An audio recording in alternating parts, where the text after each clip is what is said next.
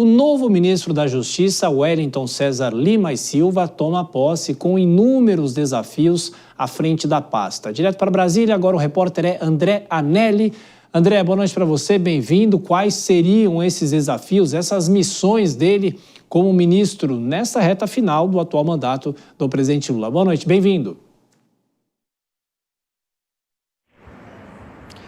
Oi, Tiago, muito boa noite a você e a todos aqui no Jornal Jovem Pan. Wellington César Lima e Silva, ele assumiu o comando do Ministério da Justiça e Segurança Pública em uma cerimônia discreta aqui no Palácio do Planalto, com a presença do presidente Lula. O novo ministro tem a missão de fortalecer a agenda da segurança pública, que é considerada um dos pontos mais sensíveis do governo federal nesse ano de eleições. Entre os principais desafios está o diálogo com o Congresso Nacional em torno da PEC da Segurança Pública. Isso porque a gente relembra que, durante a tramitação da proposta, em dezembro do ano passado, foi retirada do relatório a prerrogativa da União para legislar sobre o tema, um trecho que ampliava o papel do governo federal.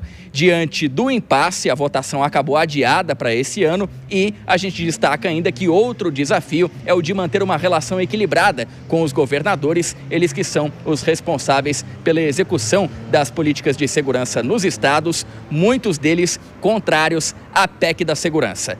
Apesar de tudo isso, o Wellington César Lima e Silva prometeu foco especial no combate ao crime organizado com o apoio das demais instituições.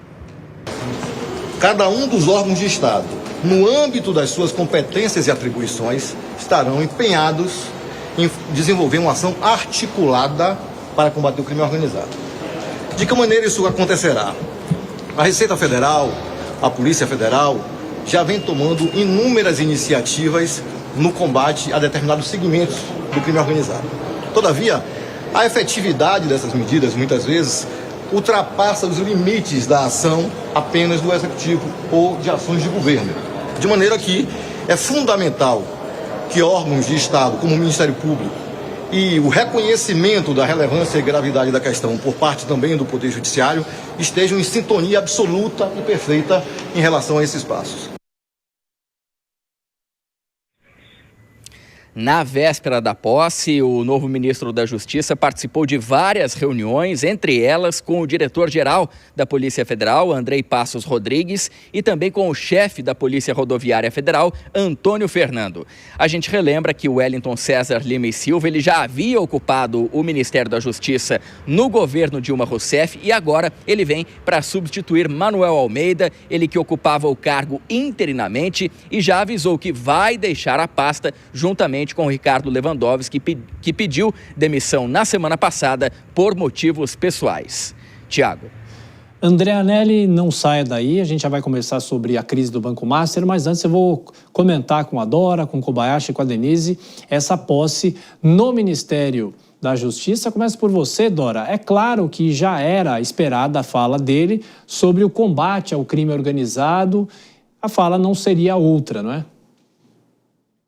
Pois é, o que a gente vai ver desse ministro, que a gente não sabe como é, quem é diferente do Lewandowski, que estava na cara, né, que ele não era o perfil para fazer esse combate. Até no Congresso se diz que ele tinha um bom diálogo, conversava bem, uma pessoa aberta, até porque é uma pessoa educada, civilizada, preparada, enfim.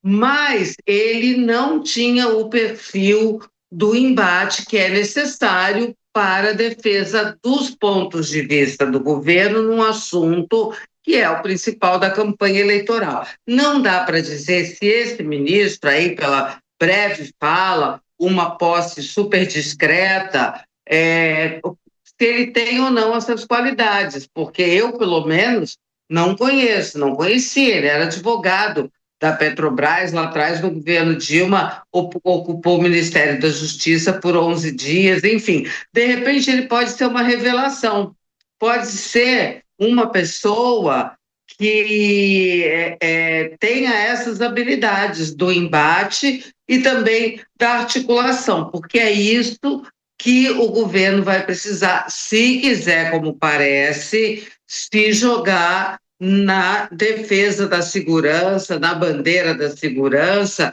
nesse assunto do ambiente eleitoral. Se o ministro não puder fazer isso em parceria com o presidente da República, vai ser uma tarefa para o presidente da República sozinho, tarefa inglória, porque ele é o único representante do campo governista, não tem ninguém para ser parceiro do Lula nessa campanha. E do outro lado você tem um batalhão. A direita está dividida, tá dividida, mas tem um montão de gente para fazer esse combate, todo mundo com a faca nos dentes, né? E com um discurso que, diante da população, nem estou entrando no mérito, tá? Se é ótimo esse discurso ou não, mas é mais bem visto pela população do que o discurso do governo.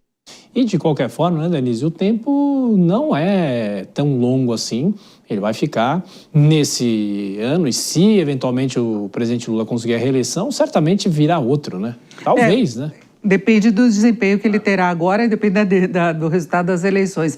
Mas, de qualquer modo, ele assume com o discurso de combate ao crime organizado, que ganhou muita força, principalmente depois da operação que tivemos no Rio de Janeiro, né, com muitas mortes, a tentativa lá de se combater o crime organizado de uma forma mais ostensiva, não é? E foi a partir disso que foram retomadas também com maior vigor as discussões no Congresso em relação a pautas que tratam da segurança. A própria PEC da segurança, que vinha travada há muito tempo, ela avançou, há uma relatoria, o governo perde o protagonismo que ele gostaria de ter na proposta original em relação ao controle, o gerenciamento das ações a serem adotadas pelos vários estados, mas eu acho que o governo ainda tem tempo de mostrar resultados em relação à segurança, o posicionamento dele do que deve ser feito para se obter melhores resultados. A gente ainda vai falar mais de outras operações aqui da Polícia Federal e elas também têm evidenciado que há necessidade, sim, de barrar o avanço do crime organizado no país,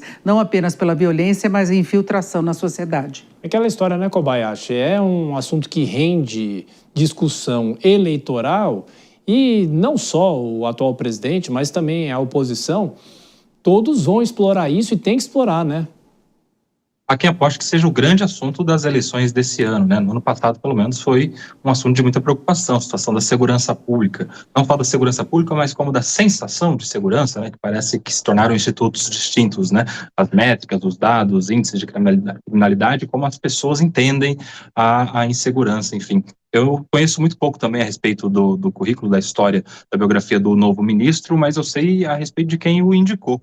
Aparentemente foram os petistas da Bahia, né, o Jacques Wagner, o Rui Costa, que pediram pelo nome do novo ministro. E aí isso dá um pouco de preocupação, porque se há um lugar onde o PT não soube lidar com segurança pública, foi na Bahia. Os índices lá, os números lá da segurança pública são trágicos.